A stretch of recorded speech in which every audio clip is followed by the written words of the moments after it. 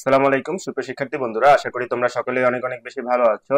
Deer HSC student, তোমাদের জন্য আজকে আমার যে ক্লাসটি থাকবে সেটি হচ্ছে এইচএসসি আইসিটি বইয়ের তৃতীয় অধ্যায়ের প্রথম অংশ সংখ্যা পদ্ধতির উপর। তো আমরা সংখ্যা পদ্ধতির এটি প্রথম ক্লাস দিতে চলেছি এবং এই ভিডিওর ডেসক্রিপশন বক্সে সেকেন্ড ক্লাসটি থাকবে। তোমরা একটা প্লে লিস্ট করা থাকবে তৃতীয় অধ্যায়ের, তোমরা সেই প্লে লিস্টে ঢুকে কিন্তু পর্যায়ক্রমে যত ক্লাসগুলো আসবে সবগুলো দেখে নিতে পারবে। আর ক্লাসগুলো দেখার জন্য তুমি চ্যানেলটিকে সাবস্ক্রাইব করে রাখো, বেল বাটনে ক্লিক করে রাখো, তাহলে অটোমেটিক নোটিফিকেশন আকারে চলে যাবে। তো চলো আমরা যাই, তৃতীয় অধ্যায়ের প্রথম অংশ হচ্ছে সংখ্যা পদ্ধতি রিলেটেড। ওকে, আচ্ছা, সংখ্যা পদ্ধতি আসলে কি জিনিস? সংখ্যা পদ্ধতি আসলে কি জিনিস, ঠিক না? কোন সংখ্যা লেখা বা প্রকাশ করার পদ্ধতিকে কিন্তু সংখ্যা পদ্ধতি বলে। আমাদের বিভিন্ন ধরনের সংখ্যা পদ্ধতি আছে, যেমন আমরা দেখি যে যেমন রোমান সংখ্যায় তুমি যদি দেখো, এটা হচ্ছে রোমান সংখ্যায় হচ্ছে 4। তো রোমান সংখ্যায় সংখ্যা পদ্ধতি রয়েছে। তারপরে আমাদের ন্যাচারাল যে নাম্বার গুলো আছে সেগুলোর জন্য সংখ্যা পদ্ধতি রয়েছে। এই সংখ্যাগুলা লেখার যে পদ্ধতি সেটাই হচ্ছে সংখ্যা পদ্ধতি। তোমরা এখানে দেখতে পারতেছো সংখ্যা পদ্ধতি হচ্ছে দুই প্রকার। নাম্বার ওয়ান হচ্ছে পজিশনাল এন্ড নাম্বার টু হচ্ছে নন পজিশনাল সংখ্যা পদ্ধতি। তাহলে পজিশনাল সংখ্যা পদ্ধতি আবার হচ্ছে চারটা ভাগে ভাগ করা হয়েছে: decimal, binary and octal, last one is hexadecimal. Okay, তাহলে হচ্ছে পজিশনাল সংখ্যা পদ্ধতি চারটা: ডেসিমেল, বাইনারি, অক্টাল এবং হেক্সাডেসিমাল।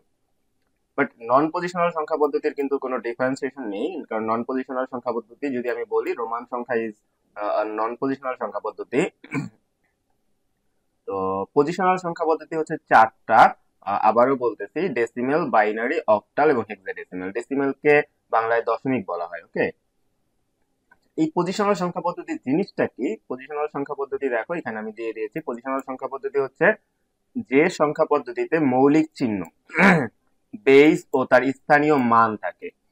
মৌলিক চিহ্ন কোনগুলা? যেমন হচ্ছে এই যে এটা বাইনারি সংখ্যা পদ্ধতি, এটার মৌলিক চিহ্ন হচ্ছে 1 0, অক্টালের আছে 0 থেকে 7। এগুলো সবকিছু আমরা একটু পরেই তুমি জানতে পারবা। যেমন এখানে বি এ, এগুলো হচ্ছে হেক্সাডেসিমেলের মৌলিক চিহ্ন। ওকে, তারপর বেস কি? যেমন দেখো এটার বেস 2, এটার বেস 8, এটার 10 এবং এটার বেস হচ্ছে 16। তো এইগুলা কি জিনিস একটু পরে কিন্তু তুমি জেনে যাবা। আর স্থানীয় মান, এটার একটা বিষয় আছে, প্রত্যেকটা অঙ্কের একটা স্থানীয় মান আছে, সেটা আমরা একটা ক্লাসে দেখবো ইনশাল্লাহ। তো যেই সংখ্যা পদ্ধতিতে এই মৌলিক চিহ্ন, বেস সরি ও তার স্থানীয় মান থাকে তাকেই পজিশনাল সংখ্যা পদ্ধতি বলে। ওকে, আচ্ছা, তাহলে নন পজিশনাল সংখ্যা পদ্ধতি কি? নন পজিশনাল সংখ্যা পদ্ধতি হচ্ছে, দেখো, যে সংখ্যা পদ্ধতিতে এই মৌলিক চিহ্ন, বেস ও তার স্থানীয় মান থাকে না।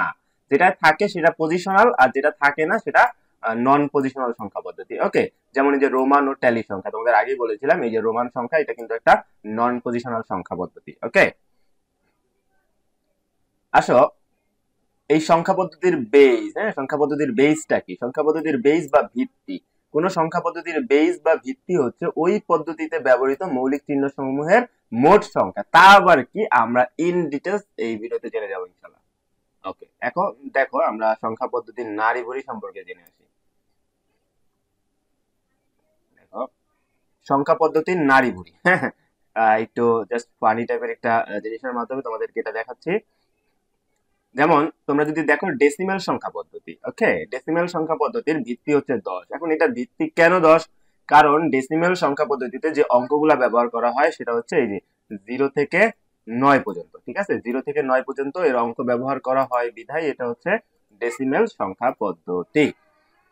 এবং দেখো এইখানে যেহেতু এটা ভিত্তি 10, আমরা যদি দেখি 0 থেকে 9 এর মধ্যে যে কোনো নাম্বার লিখে তুমি এখানে 10 দিলে সেটা ডেসিমেল সংখ্যা পদ্ধতি হবে। এবং এটার আবিষ্কারক হচ্ছে আর্যাবর্ত। এবং সেকেন্ড ওয়ান হচ্ছে বাইনারি সংখ্যা পদ্ধতি, এটার ভিত্তি হচ্ছে 2। যেহেতু এটার ভিত্তি 2, তার মানে এটার নাম্বারও হচ্ছে 2টা, 0 থেকে শুরু হবে, সব নাম্বারিং কাউন্ট হবে 0 থেকে। এই দেখো 0 এবং 1। ডেসিমেলের ভিত্তি ছিল 10, তাহলে 0 থেকে 9, এবং বাইনারির ভিত্তি 2, 0 থেকে 1। দেখো এখানে আমি 0 1 ছাড়া অন্য কোনো সংখ্যা কিন্তু আমি এখানে লিখতে পারি নাই, এবং এটার ভিত্তি যে 2, এই কারণে নিচে 2 লেখা হয়েছে। এটার আবিষ্কারক হচ্ছে গটফ্রিড উইলহেলম লাইবেন কি লাইবনিজ। অক্টাল সংখ্যা পদ্ধতি, অক্টাল সংখ্যা পদ্ধতির ভিত্তি হচ্ছে 8, এবং এটা যে ব্যবহৃত অঙ্ক, তাহলে আমি বলেছিলাম কি 0 থেকে শুরু হবে, তার মানে 0 টু থেকে কত, 0 থেকে 7 পর্যন্ত 8টা আছে। ওকে, এখানে দেখতে পাচ্ছ। এবং দেখো এইখানে 3 365 লিখে তুমি যে কোনো নাম্বার লিখতে পারো, অবশ্যই সেটা 0 থেকে 7 মধ্যে হতে হবে এবং নিচে 8 দিয়ে তোমাকে অক্টাল বোঝাতে হবে। ওকে, আসো হেক্সাডেসিমাল সংখ্যা। হেক্সাডেসিমালের ভিত্তি হচ্ছে 16, এটা নাম্বার 0 থেকে 9 পর্যন্ত চলবে এবং চলার পরে 10 থেকে 15 পর্যন্ত তুমি লিখতে পারবা না, সেটাকে 10 কে এ লিখতে হবে, 11 K B, 12 K C, 13 K D এবং 14 কে ই, লাস্ট ওয়ান 15 তে এফ লিখতে হবে। A B C D E F 10 থেকে 15 পর্যন্ত লিখতে হবে, আর আগে 0 থেকে 9 সেটা ঠিক থাকবে। যেমন দেখো এখানে 5D, দেখো 0 থেকে 9 এর মধ্যে একটা 5 আর এবিসিডি এর মধ্যে ডি হচ্ছে 13, এই যে ডি লেখা হয়েছে 5D এবং এটা 16। তার মানে ইংরেজি অক্ষর কিন্তু এইগুলাতে নাই, দেখছো? তার মানে ইংরেজি অক্ষর যদি থাকে তাইলেই তুমি বুঝে নিবা সেটা কিন্তু হেক্সাডেসিমাল, আর না থাকলেও ভিত্তি যদি 16 থাকে তাহলে তো হেক্সাডেসিমাল, কারণ 0 থেকে 9 পর্যন্ত তো লেখাই যায়, তাই না? এই দেখো বাবা, ড্যাড, ব্যাড, এই ধরনের অনেক ফানি নাম্বার আছে। এইটার আবিষ্কারক কুইন্স অফ চার্লস অ্যান্ড অক্টালের আবিষ্কারক ছিল সপ্তম চার্লস। ওকে, আশা করি এই বিষয়টা তোমরা খুব সুন্দরভাবে বুঝে গেছো ইনশাআল্লাহ।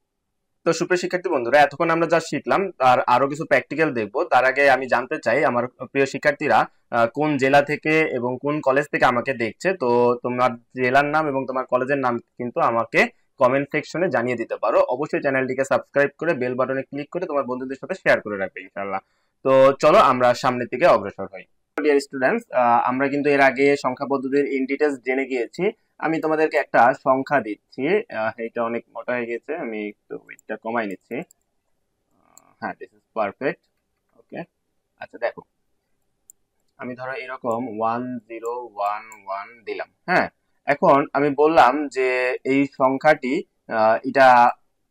এই সংখ্যাটি কোন ধরনের সংখ্যা। ওকে, নাম্বার 1 আমি একটা বহু নির্বাচনী অপশন তোমাদেরকে দিচ্ছি।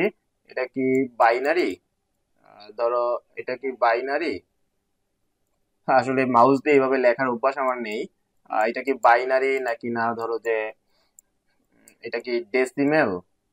আচ্ছা, 3 নাম্বার অপশনে দিলাম, আমি শর্টকাট লিখছি, তোমরা বোঝার চেষ্টা করো, নাকি আমি বলবো এটা হচ্ছে হেক্সা। হ্যাঁ, ধরো এই 3টা অপশন দিয়েছে। এখন বহু নির্বাচনী তোমরা জানো ক নাম্বার একটা অপশন থাকে, ক নাম্বারে থাকে, ধরো আমি ক নাম্বারে দিলাম হচ্ছে 1 এবং খ নাম্বারে আমি দিলাম হচ্ছে ধরো 1 2,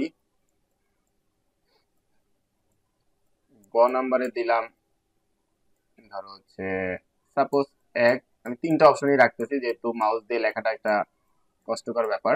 আচ্ছা, তো আমি 3টা অপশন দিলাম। এখন সুপ্রিয় শিক্ষার্থী বন্ধুরা, তোমরা কিন্তু কমেন্টে জানায় দিবা অ্যান্সার কোনটা হবে।